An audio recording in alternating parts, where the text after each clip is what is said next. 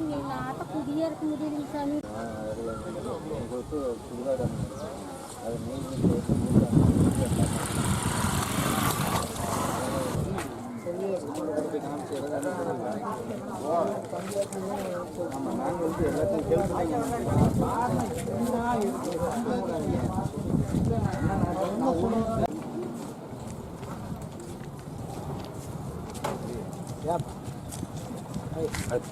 உனக்கெல்லாம் வாங்கி வச்சாங்களே.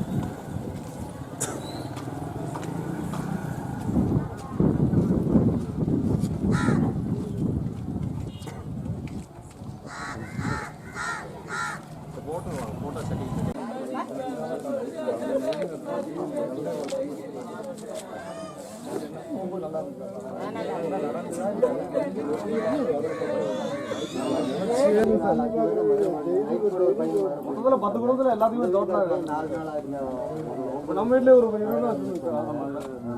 இன்னொரு பையன் வடவத்தரோட ஒரு பையன் மாறி போயிட்டு அது எல்லாமே இப்போ ஒரு பையன் மதுரையில் இருக்காரு.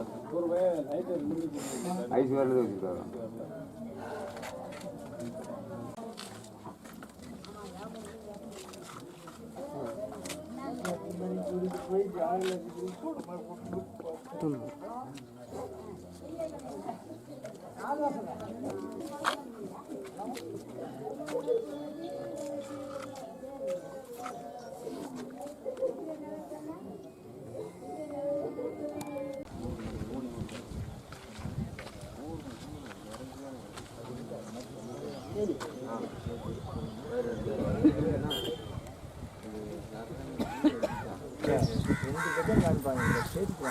கரெக்ட் பண்ணிக்குவாங்க. ஒரு இடம் இருக்காரு எல்லா இடமும் இங்கே நாலு சொல்லிட்டு எல்லாம் போனால் தனியாக தான் போகணும்.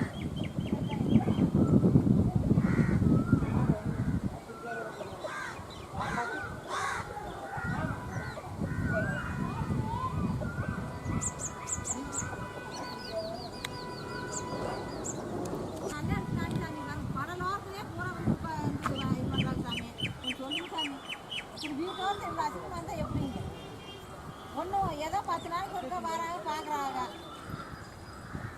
இப்போ எத்தனை நடக்கு பார்த்தீங்களா? தண்ணி இங்கே எப்படி தேங்கி நிற்கி பாருங்க. மொத்தத்தை இந்த லெட்டினா எல்லா ஊர்லேயும் லெட்டினா மாறி போச்சு.